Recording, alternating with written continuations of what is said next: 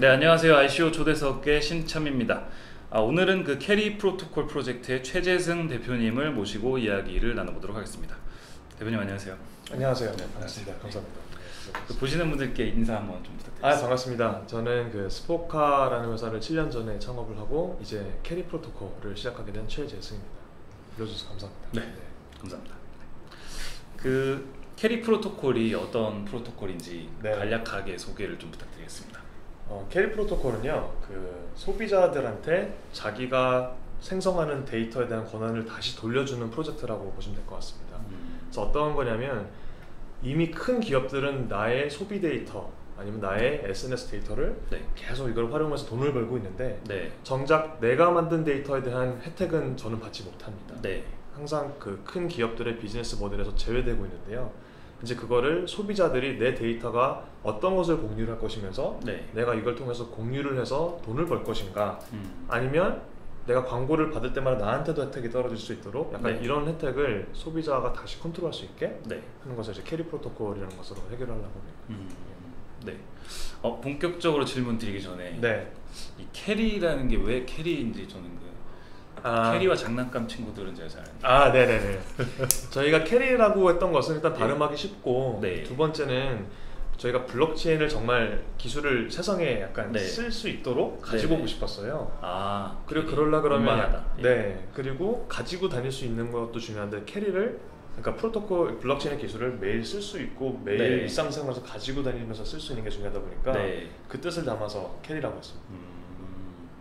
네네. 그러면 이제 저희가 그 공통적으로 이제 처음에 시작할 때 세 가지 질문을 드리고 시작을 하는데요. 첫 번째는 왜 블록체인인가? 그리고 두 번째는 왜 토큰을 사용하는가? 그리고 마지막은 왜 ICO를 지금 해야 되는가? 세 가지 질문을 드리는데 답을 어떻게 해주실 수 있을까요?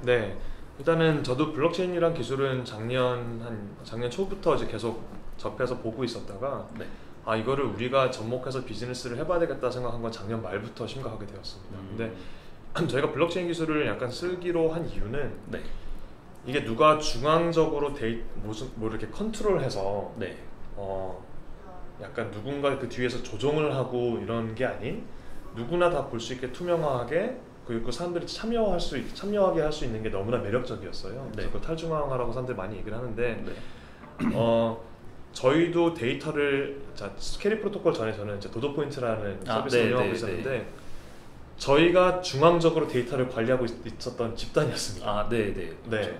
그러다 보니까 그런 이상한 제안도 많이 받았어요. 이제 너희 데이터 팔아라. 돈 주겠다. 이건 불법적인 행동이기 때문에 당연히 놓으라고 하지만 저희는 항상 고민을 했어요. 이거 데이터를 잘 활용을 할 수 있을 것인가. 오프라인에서 나오는 엄청난 데이터를 스포카라는 회사가 보고 있는데 이거를 잘 쓰려 그러면 소비자들의 약간 동의가 필요합니다. 명시적인 동의가 필요하고 이거를 또 하려 그러면 그들한테 또 인센티브를 줘서 어느 정도 공유를 하게 허락을 해주신다면 우리가 이런 걸 드리겠습니다 라는 것을 하려 그러면 중앙 집단이 하는 것보다는 이걸 다 투명하게 열어놔서 누구나 다 볼 수 있게 하는 게 되게 중요하겠다. 그게 첫 번째 이유이고요. 두 번째는 저희가 이제 여러 가지 파트너사를 이제 인볼브 시켜야 되거든요. 근데 한 회사가 헤게모니를 쥐고 스포카라는 회사가 끌고 가겠다라고 한다 그러면 첫 번째 스포카의 경쟁사들이라든지 아니면 우리보다 훨씬 더 큰 회사들이 우리가 만들고 가는 에코시스템에 참여하기가 힘듭니다. 안 하겠죠? 자기가 다 따로 만들려고 할 거예요. 그렇죠.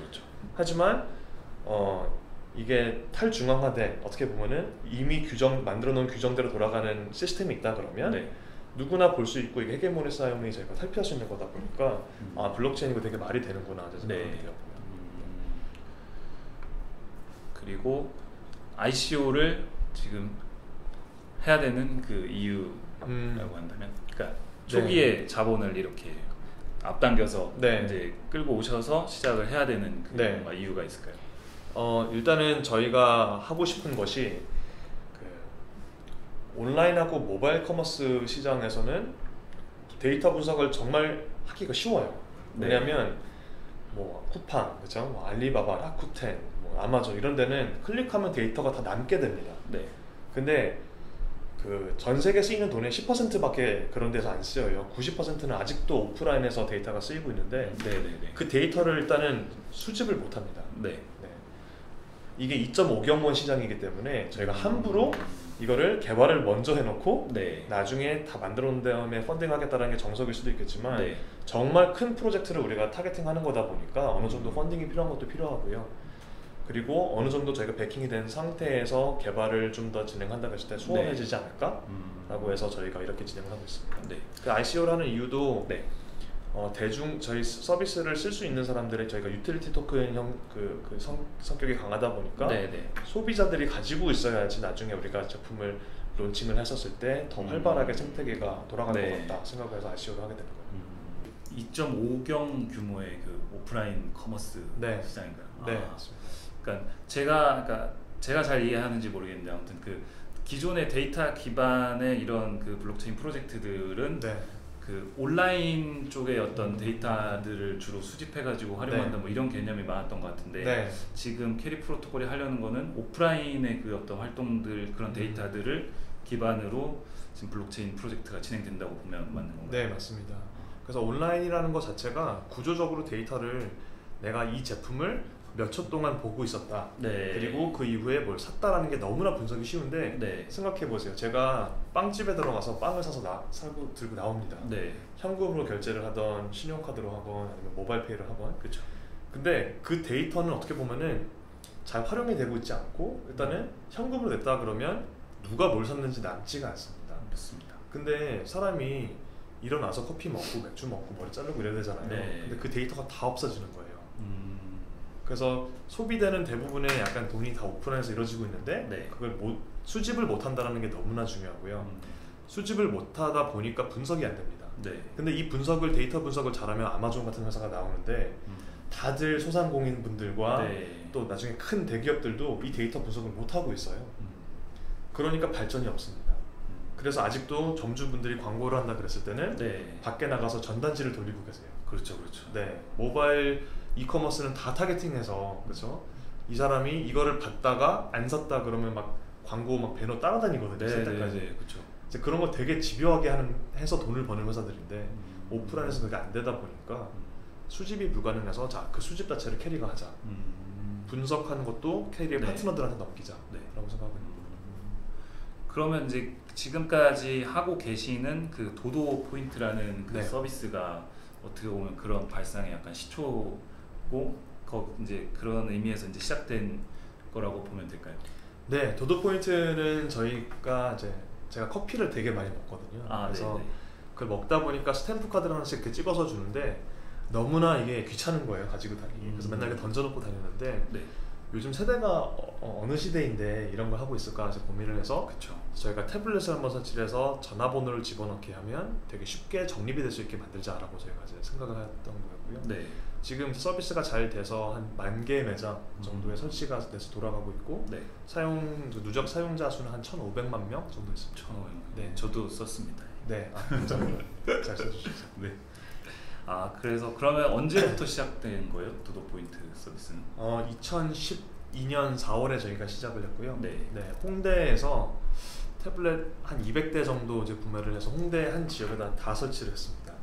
그래서 이게 오프라인에서는 약간 그 바이럴 팩터가 중요하다 보니까 네. 어떻게 하면은 소비자들이 홍대 놀러 가는 사람들이 그 밥을 먹건 커피를 먹건 술을 먹건 했을 때 이런 태블릿이 있어서 여기도 있네 저기도 있네 이것을 이제 조닝을 좀 하기 위해서 홍대에다 설치하는 거예요. 그 어떤 지역에서 이렇게 집중해서 시작하신 네, 거예요? 맞습니다. 그러면 그 도도 포인트는 일단은 구매 데이터만 수집하나요? 아니면 추가적으로 뭐 더 수집되는 데이터가 있나요? 일단은 그 태블릿에 전화번호를 집어넣었을 때 네. 포스에 나오는 데이터, 그 네. 결제할 때 나오는 그 기기 있잖아요. 네. 여기서는 포스 하면 이제 프루프 오브 스테이크라고 일을 하셔서 POS. 네. 포인트 오브 세일 POS. 네. 포스. 포인트 오브 세일. 그거를 거기에 나오는 데이터랑 태블릿이랑 연동이 돼서 네. 소비자가 전화번호를 집어넣을 때 그 구매 데이터랑 전화번호랑 매칭이 돼서 저희 중앙 서버로 네. 올리게 됐습니다. 이제 이거를 이제 동의를 받아서 네. 공유를 하게 소비자들이 공유를 한다고 마음을 먹으면 네. 이걸 이제 캐리 블록체인에 올리게 되는 게 기존의 도도 포인트랑 캐리랑 다른 점이고. 그러면 그냥 갑자기 궁금해진 네. 건데 그 도도 포인트라는 그 개념이 이제 바뀐다고 보면 되나요? 캐리라는 어떤 다른 서비스명으로? 그래서 도도 포인트는 기존에 중앙적으로 서비스가 운영이 됐다면 네. 이제는 캐리 블록체인 위에 올라가는 네. 것이라고 생각하시면 될 것 같고요. 네. 그래서 도도 포인트는 점주들이 고객들을 재방문을 유도하기 위해서 계속 포인트를 주는 약간 이런 서비스였다면 캐리는 그것도 하고 있지만 네. 플러스 알파로 이제 소비자들한테 데이터를 공유를 할 것인가 말 것인가 그리고 내가 이거를 누군가 이 데이터를 써가지고 나한테 광고를 보내면 내가 토큰을 받을 것이냐 안 받을 것이냐 그렇게 구분이 그러면 그 블록체인 위에 올라가는 데이터를 좀 더 구체적으로 이렇게 알려주실 수 있을까요? 네, 그거는 소비자가 선택할 수 있고요. 그래서 소비자가 여러 가지 이제 프라이버시 세팅 이제 그걸 줄 수 있는데 첫 번째는 기본적인 룰은 데이터를 많이 공유하면 공유할수록 토큰을 많이 준다. 그리고 공유를 안 하면 토큰을 못 받는다. 그리고 그 사이에도 여러 가지 레벨이 있을 거예요. 그래서 예를 들자면 제일 많이 공유하겠다 하면은 개인 정보는 일단은 블록체인에 올라갈 수가 없고요. 그러다 보니까 뭐 35살 최재승이 이걸 먹었다 그 데이터는 다 모바일 클라이언트에 남아 있고 30대 중반의 남성이 선릉역 부근에 있는 한 샌드위치 집에서 7,500원 하는 에그마요 샌드위치를 뭐 금요일날 1시 반 정도에 먹었다. 이 정도까지를 공유하는 게 가장 높은 수준이라고 저는 생각하고 있습니다. 그거보다 더 자세해지면은 이제 문제가 생길 수가 있어요. 이제 거기서부터 공유 안 하는 것까지 이제 소비자가 나름대로 선택할 수 있게 할 거고 그럴수록 좋을수록 저희가 많이 캐리 토큰을 부여를 하고 성별, 연령, 뭐 지역, 시간대 뭐 이렇게 구매한 제품 이 정도가 일단 올라가면 지금 많이 올라가는 건가요? 네, 맞습니다. 아까 이제 예를 들어서 에그마요 샌드위치 그렇게 설명을 해주셨는데 뭐 다른 케이스도 좀 설명을 해주실 수 있을까요? 이 캐리 프로토콜이 적용된 어떤 사례라든지. 지금 저희가 원하는 것은요 이런 타겟팅이 가능했으면 좋을 것 같아요. 예를 들어서 뭐 제가 2주 이후에 돈가스 집을 오픈한다고 한번 해보세요. 네네. 그럼 어떻게 마케팅을 할까 생각을 해보시면 답이 뻔합니다. 그냥 전단지 돌리기, 네이버 블로그 마케팅 체험단 돌리기, 그 다음에 뭐 인스타라든지 페이스북 마케팅 돌리기 한 요 정도인데 이게 제가 돈을 100만 원을 썼을 때 매출이 얼마큼 올랐구나라는 것을 알 수가 없어요. 그쵸. 트래킹이 불가능합니다. 모든 마케터들의 그 고민은 근데 만약에 저희가 홍대역 부근에서 열 건데 그럼 그 상권에서 보통 밥 먹는데 한 10,000원 정도 쓰고 뭐 고기 좋아하고 튀김류 좋아하고 일식 좋아하고 뭐 이런 게 데이터를 통해서 그 사람들한테 다이렉트하게 광고를 보낼 수 있다 그러면 엄청나게 큰 메리트거든요. 점주 입장에서는. 맞아요. 그리고 이게 또 되게 큰 중요한 게 무엇이냐면 예전에는 매체사들이 광고를 100만 원 한다 그러면 8,000~90만 원은 다 매체사한테 갔습니다. 구글, 뭐 카카오, 네이버, 페이스북 다 갔는데 물론 그 회사들 훌륭한 회사들이에요. 근데 점주들이 그렇게 크게 돈을 쓰기에는 되게 저는 비효율적이라고 생각을 하고 있고 타겟팅도 안 되는데 그래서 그런 오프라인에서 10,000원짜리 먹었던 사람들한테 데이터베이스를 누군가 그게 수집을 해준다 그러면 점주는 그 사람들한테 토큰을 발송을 함으로써 광고가 되는 거고 그러면 매체사한테 가는 돈이 없어집니다. 그 매체사를 통해서 광고를 보낼 이유가 없어지다 보니까 그러면 옛날에 100만 원 했던 광고가 훨씬 더 적게 점주 입장에서 광고를 집행할 수 있고 하지만 그 남는 돈 정도를 어느 정도 다시 소비자들한테 캐리 토큰을 다시 돌려줘라. 그 사람들 데이터를 올려서 당신이 광고할 수 있는 거 아니냐.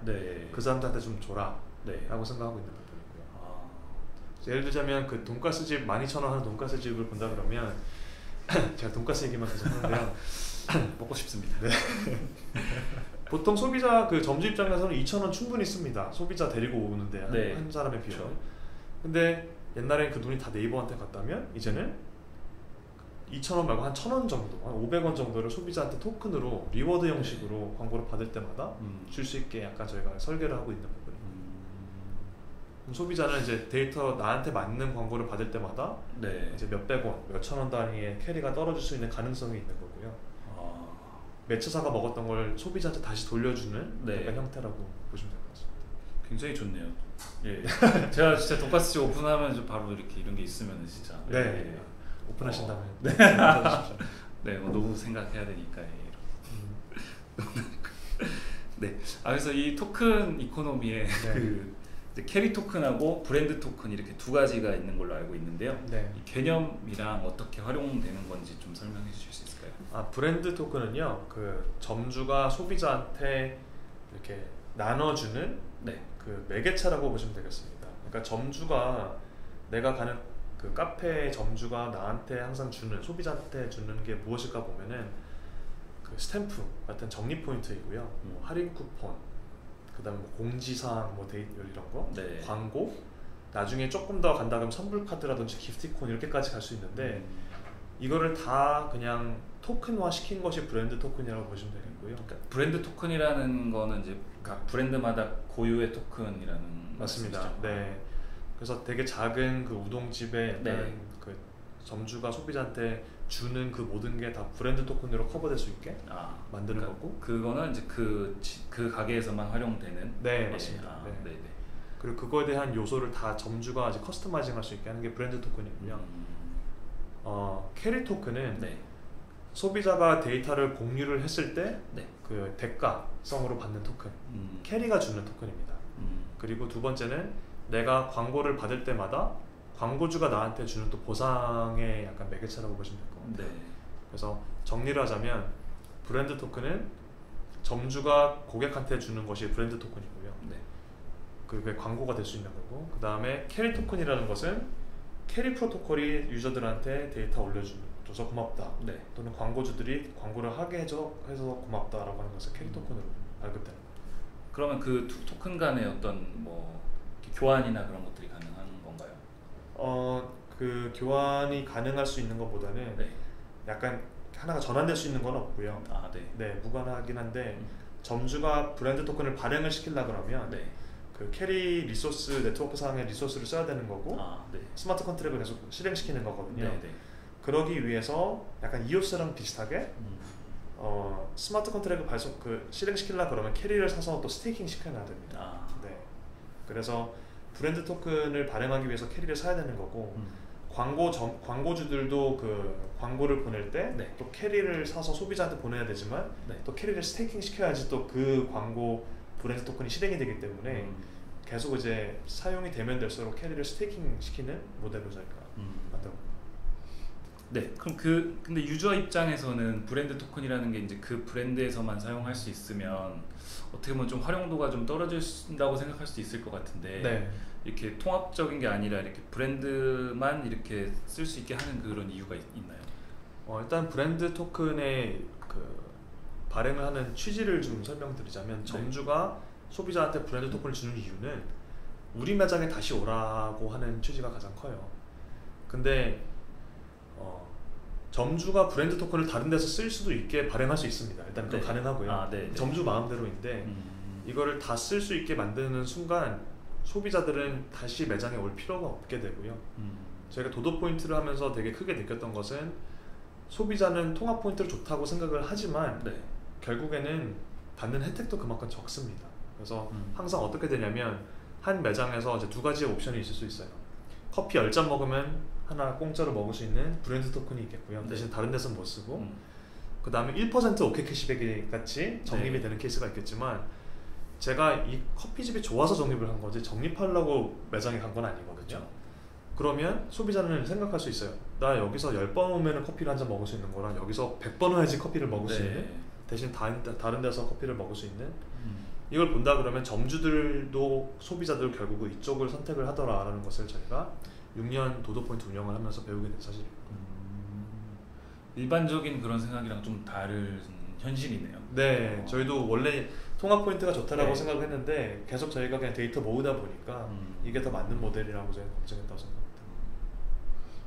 그 캐리 프로토콜의 수익 모델은 어떻게 됩니까? 캐리 프로토콜의 자체 수익 모델은 없습니다. 그래서 없어요? 없습니다. 캐리 프로토콜은 어떻게 보면은 좀 오프라인 데이터를 우리가 우리 데이터베이스에 최대한 많이 올려서 소비자들한테 데이터 통제권을 주고 수익 모델을 주는 거고 광고주들한테는 기존의 타겟팅이 불가능했던 영역을 데이터를 열어주는 게 그거 만드는 게 목적이고요. 이걸 통해서 돈을 벌자라는 목적은 없습니다. 그래서 비즈니스 모델이 없고 그러다 보니까 저희가 이런 여러 가지 ICO라든지 이런 모금 활동을 하고 있는 게 이거를 개발을 하기 위해서 네. 우리가 돈을 덜 벌겠다가 아니고 네. 개발을 하고 생태계를 활성화하는데 또 파트너들한테 참여할 수 있도록 지원을 해주는 것과 그다음에 초기에 소비자들이 들어올 수 있도록 저희가 여러 가지 마케팅 활동을 하는 것. 네. 이제 여기다가 이 돈을 다 이제 쓰는 것으로 생각하고 있습니다. 네, 그 수익 모델이 없다고 하셨는데 네. 대표님은 뭐 자선 사업 뭐 하신다는 얘기인가요? 일단 저희 그 시작하는 팀 멤버들은 네. 어느 정도 팀 그 토큰 디스트리뷰션 안에 그 팀 지분 토큰 지분이 있고요. 네네. 그리고 이게 되게 중요한 것이 저희가 락이 걸려 있는 이유는 네. 중장기적으로 캐리의 성공과 생태계를 만든 데 성공과 그 다음에 그 안에 들어가 있는 파트너사들이 잘 돼야지 저희들도 돈을 벌 수 있는 구조로 락인이 돼 있다고 보시면 될 것 같아요. 그래서 저는 이게 토큰 이코노미 너무 재밌는 게 참여하는 모든 사람들, 이게 네. 유저이건 점주이건 파트너사이건 아니면 저희 창업 멤버이건 이게 다 같이 어떻게 하면은 잘 활성화를 해야지 저희가 돈을 벌 수 있는 구조이기 때문에 네. 모든 사람의 인센티브를 이렇게 한 방향으로 맞추는 데에는 정말 좋은 툴이다라고 네. 생각하고 있습니다. 그러면 팀의 락이 혹시 몇 년 정도 걸려 있어요? 제가 24개월 락으로 걸렸어요. 24개월이요? 예. 어떤 데는 4년 걸린 데도 있더라고요. 뭐 4년도 있고 5년도 네. 있고 1년도 있고 여러 가지가 있습니다. 네네. 알겠습니다. 그러면 그 이제 서비스를 많이 설명해 주셨는데 네. 이거를 저희가 실제로 뭐 체감할 수 있는 그 시점이 있을까요? 체감을 하시는 데에는 저희가 아마 올해 말까지는 테스트를 돌릴 수 있도록 개발을 해서 네. 저희 몇 개 매장에다 설치를 하려고 하고 있고요. 실질적으로 서비스가 돌아가서 공개할 수 있는 SDK와 API까지 오픈하는 데는 한 내년 말 정도 되지 않을까 생각합니다. 이런 그 프로젝트랑 좀 유사한 어떤 프로젝트들이 있나요? 많이 있죠. 네, 그러니까 오프라인에서 데이터를 모으겠다 떠나서 네. 데이터를 약간 소비자들한테 통제권을 주겠다라는 프로젝트는 되게 많은 프로젝트들이 있고요. 되게 잘하고 있습니다. 근데 저희는 오프라인을 약간 이미 도도 포인트 매장이 있고 네. 소비자층이 있다 보니까 네. 이거를 활용해서 다른 기업들보다 더 빠르게 약간 배포할 수 있다. 이제 이게 약간 가장 큰 차별성일 것 같고요. 네. 그리고 이미 저희가 일본 쪽에서도 이제 계속 일본에는 매장 한 300개에다가 사용자들이 한 100만 명이 있습니다. 그래서 그걸 레버리지 삼아서 좀 다른 나라에서도 빨리 나갈 수 있게 하는 게 중요하지 않을까.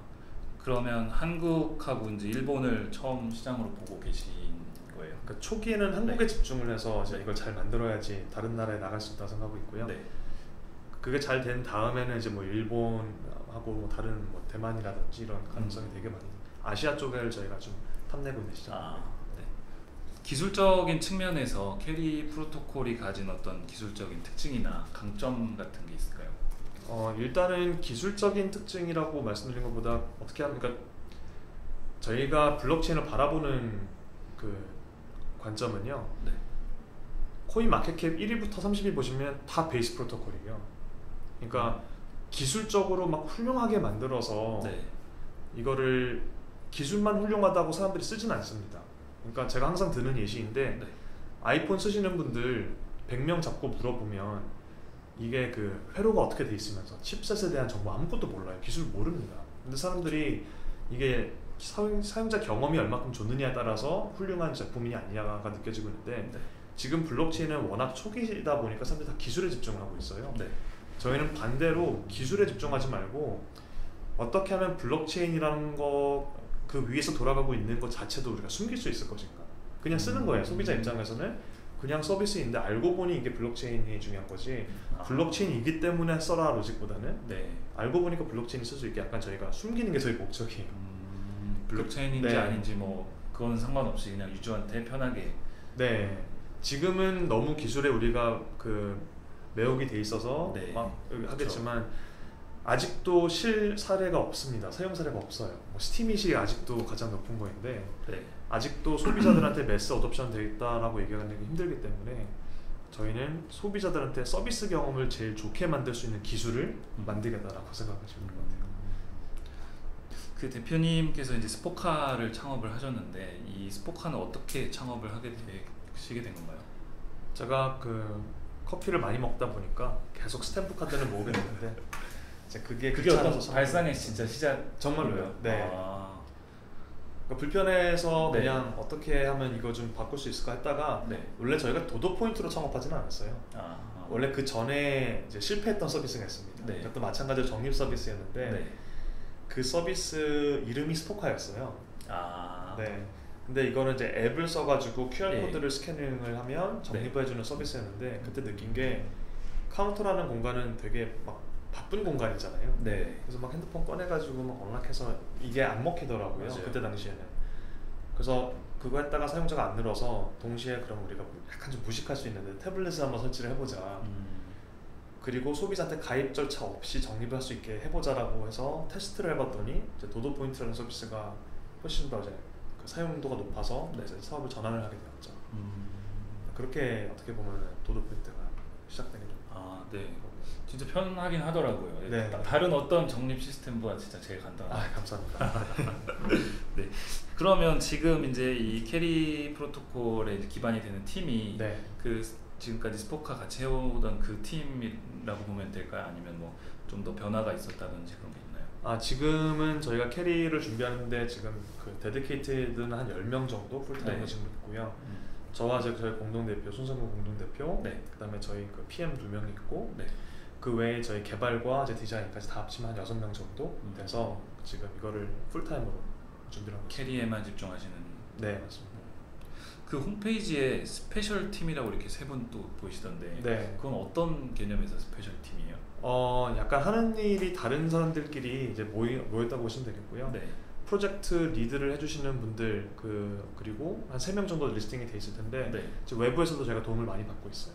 그래서 저희 제품을 제일 잘 알고 그리고 거기 계신 분들이 예전에 저희 투자를 해주셨던 쪽에서 조인을 해주셨던 분들이라서 그냥 팀이라고 리스팅하기에는 구분할 필요가 있겠다. 그러면 그분들은 멤버는 아니시지만 이제 어떤 어드바이저 약간 그런 실제로 풀타임으로 일을 해주고 계시지만 구분은 그냥 다르게 해놨습니다. 그렇군요. 처음 보는 개념이어가지고 여쭤봤어요. 스포카의 그 파트너로 나와 있는 회사들을 홈페이지에서 볼 수 있었는데 카카오, 라인, 페이스북과 맺어 있는 파트너십은 어떤 개념이에요? 도도 포인트가 지금 카카오랑 연동이 돼 있어서요. 그 한국에서 전화번호를 집어넣으시면 카카오 그 플러스 친구 아니면 옐로우 옐로우 아이디 친구로 이제 문자가 오게 돼요. 매장 방문해서 감사합니다. 이게 도도 포인트와 카카오가 그 파트너십이고 일본에서는 라인으로 메시지가 오고요. 일본은 라인. 그리고 외국에서 간다 그러면 페이스북 메신저로 올 수 있도록 다 연동이 되어 있는 상태입니다. 그래서 공식적으로 파트너라고 이제 서로 다 인정하고 있는 부분이라서 이걸 통해서 해외에 나가는데도 용이하지 않을까 생각하고 있고요. 이런 그 고객들을 저희가 할 수 있었던 게 처음부터 저희가 이런 큰 기업들을 데리고 온 건 아니에요. 고객으로 원래는 되게 그 소상공인들을 위해서 만든 서비스였다가 하지만 이게 운영이 되면서 사람들이 점점 많이 쓰이게 되다 보니까 이제 큰 기업들도 그러면 기존에 있었던 CRM을 뭐 대체를 하겠다, 연동을 해서 쓰겠다라고 해서 저희가 좀 큰 기업들이랑 같이 일을 하게 되었고요. 저희가 앞으로도 큰 기업들을 위해서 집중하겠다보다는 결국에 소상공인들을 위해서 만들었지만 조금 더 폭을 넓힌다라고 생각하시면 될 것 같아요. 유저 커스터머 베이스로. 그러면 그런 측면에서 뭐 호텔 쪽을 먼저 이렇게 접근하신 거고 그런 건가요? 정확하게는 호텔 쪽에 안에 있는 뭐 빵집도 있고 뷔페도 있고 식당도 있고 바도 있습니다. 그래서 거기에 지금 입점을 해서 저희가 지금 거기에 CRM을 운영을 해주고 있다고 보시면 될 것 같아요. 그리고 실제로 숙박시설이라든지 뭐 여가시설 이런 데도 지금 도도 포인트를 많이 쓰고 있습니다. 해시드를 비롯해서 투자사들이 굉장히 쟁쟁한 걸로 알고 있는데 주요 투자사들을 좀 소개를 부탁드리겠습니다. 저희 투자사가 되게 운이 좋게 좋은 분들이 들어오셨고요. 한국에서는 이제 해시드랑 이제 파운데이션 X 그 외에 몇 군데 또 있고, 그다음 홍콩의 탑 크립토 펀드 이제 키네틱에서도 이제 쪽에 들어왔고요. 그다음에 싱가포르 쪽에 이제 시그넘 캐피털과 이제 엑스스퀘어, XSQ 저기 들어왔고, 미국에서는 지금 아직도 얘기하고 있는 곳이 몇 군데 있는데 이제 그 테크크런치라는 그 스타트업의 가장 그 창업한 마이클 아링턴이라고 있어요. 그래서 마이클 아링턴 XRP 펀드가 들어왔고, 그리고 이제 중국 쪽에서도 좀 들어왔습니다. 그래서 LD 캐피털, 드레이퍼 드래곤, 레저 캐피털, 링크 VC, 그다음에 또 되게 재밌는 데가 그 비트메인의 초기 엔젤 투자했던 분이 계세요. 그분이 만드신 또 크립토 펀드 BA 네. 캐피털이라고 있는데 이제 거기도 최근에 합류하게 되었고요. 정말 쟁쟁하신 것 같은데요. 네. 지금 그러면 진행 현황에 대해서 좀 여쭤볼 건데요. 지금 그 로드맵대로 잘 진행이 되고 있나요? 네, 지금 계획했던 거 초기에는 계획을 너무 어그레시브하게 했다가 네. 다시 몇 번 재조정을 하게 됐는데 지금은 그 계획대로 잘 진행이 되고 있습니다. 네. 그 이렇게 투자자들이 되게 쟁쟁하고 어떻게 보면 좀 많이 주목을 받다 보면 이제 프라이빗이나 이제 프리세일에서 이제 기관 투자자들로 네. 인해서 다 이제 세일이 끝나는 경우가 이제 종종 있더라고요. 네. 근데 그 퍼블릭 세일은 진행을 하실 예정이신 거죠? 할 예정입니다. 일단은 저희가 한 번은 전략 투자자분들을 좀 더 모시기 위해서 프라이빗 풀을 한번 조금 늘린 적이 있어요. 그래서 하지만 계속 퍼블릭 쪽을 이제 저희가 해야 되는 이유는 제가 유틸리티 성격이 되게 높은 토큰이다 보니까 네. 이것을 B2C적으로 좀 사람들이 가지고 있는 게 되게 중요하다라고 네. 생각하고 있고 그리고 이것을 저희가 뭐 에어드랍 형식으로 하는 것도 되게 좋은 방법일 수 있겠지만 실질적으로 약간 참여하는 게 저희 목표이다 보니까 네. 이런 식으로 저희가 진행하고 있고 그러면 이제 얼마 전에 프리세일이 끝났잖아요. 네. 1분 38초 만에 조기 마감됐다고 막 기사가 나왔는데 네. 어떠셨어요? 솔직히 걱정 많이 했습니다. 왜냐하면 워낙 이게 하락장이다 보니까 네. 사람들이 참여를 많이 할까 고민을 했었는데 네. 다행스럽게 지금 한 거의 600명 정도 되는 분들이 한 61개 국가에서 참여를 해주셔서 저희가 원했던 건 되게 좀 분산이 될 수 있게 네. 어떤 이제 목표는 이루어진 것 같아서 되게 기쁘고요. 그러면은 그 프리세일에는 이제 기관 투자자는 그 포함이 안 된 개념인 건가요? 기관 투자자보다는 이제 저희가 KYC 프로세스를 통해서 네. 지금 개인들한테 많이 풀었다. 네. 그러면 그 전에 이제 프라이빗 세일이 있었고, 네. 그래서 한 180억 원 정도 모금된 걸로 알고 있는데 그 중에 이제 기관의 비중과 일반 대중의 비중이 한 어느 정도 된다고 볼 수 있을까요? 프라이빗 섹터 같은 경우는 대부분이 기관 투자자이고요. 예. 가끔 이렇게 개개인들이 저희한테 되게 큰 도움을 주실 수 있는 분들이 있는데 그분들은 되게 뭐 한 1% 정도라고 생각하시면 될 것 같아요. 그래서 프라이빗 자체가 한 거의 80% 정도 있고 네. 37,000이더가 프라이빗이고 이제 프리가 5,000, 퍼블릭이 5,000 정도 되겠습니다. 그럼 이제 퍼블릭 5,000이더 정도가 네. 예정된 맞습니다. 네. 그럼 또 궁금한 게 그 프라이빗 세일하고 프리세일의 어떤 그 보너스랑 락업 조건이 이제 어땠는지 좀 저희가 그 프리세일즈 같은 경우는 15% 보너스에 네. 그 모든 토큰 3개월 동안 락업이 되는 조건으로 저희가 프리세일이요. 네 발행하고 있었고요. 예. 그럼 ICO는 뭐 그냥 보너스 없고 락업 네. 없고요. 그 프라이빗 단계에서는 어땠을까요? 프라이빗 단계에서는 저희가 대부분이 30%그 보너스에 6개월 락업이고요. 그래서 저희가 약간 락업을 보통 어떤 업체들은 이제 그 보너스에 대한 것만 락업을 거는데 네. 저희는 전부 다 건 이유가 좀 중장기적으로 보고 가는 데만 모시자라고 했고요. 네, 그래서 프라이빗은 6개월 락업, 네. 프리는 3개월 락업이 되어 있는 부분입니다.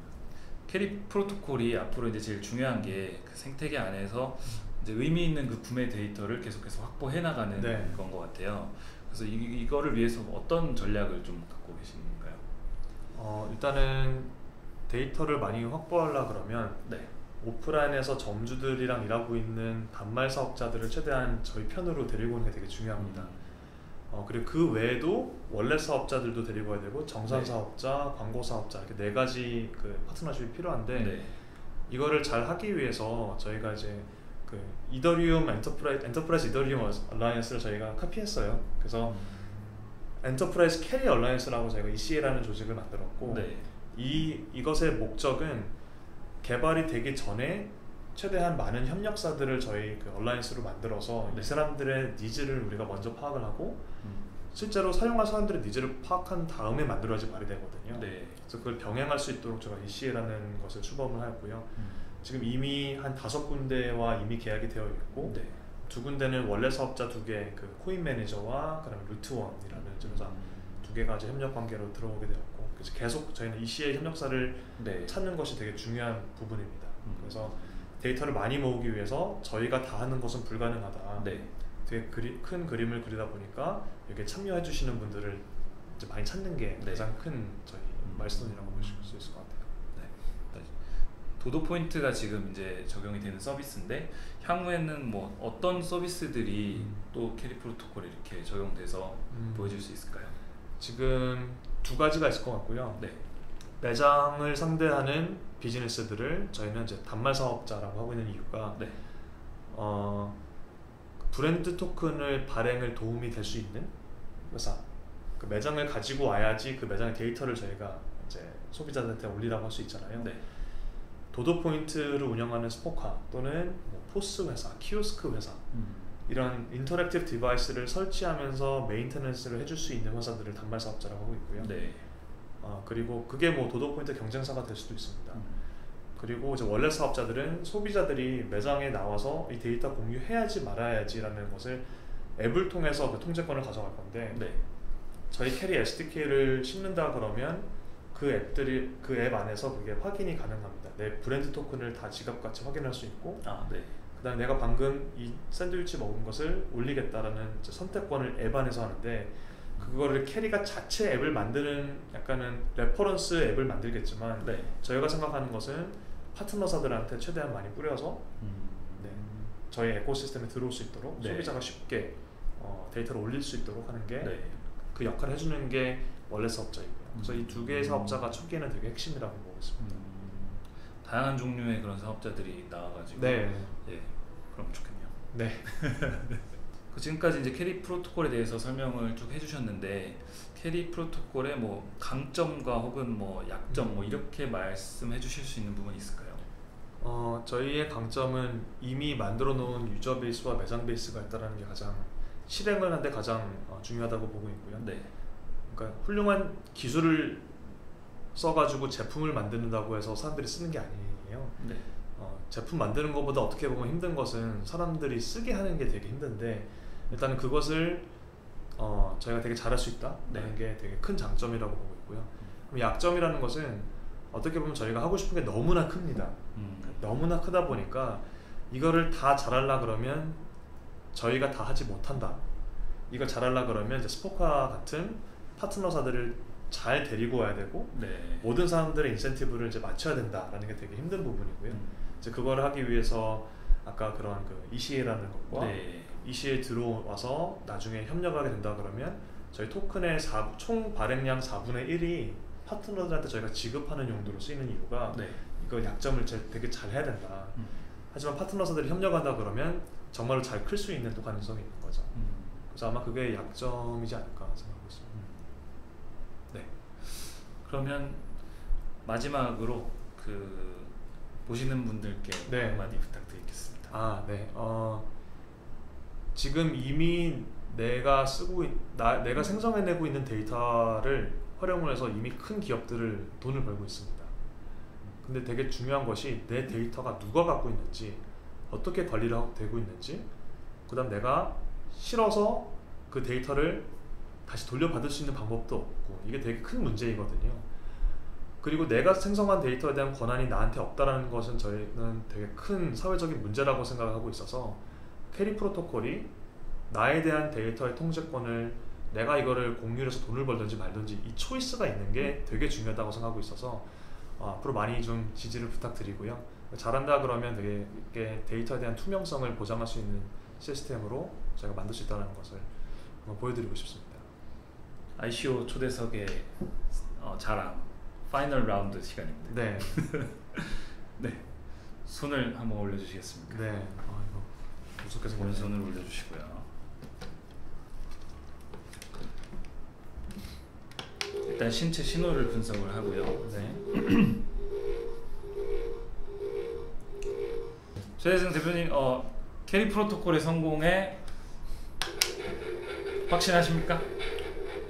네, 확신하고 있습니다. 과연?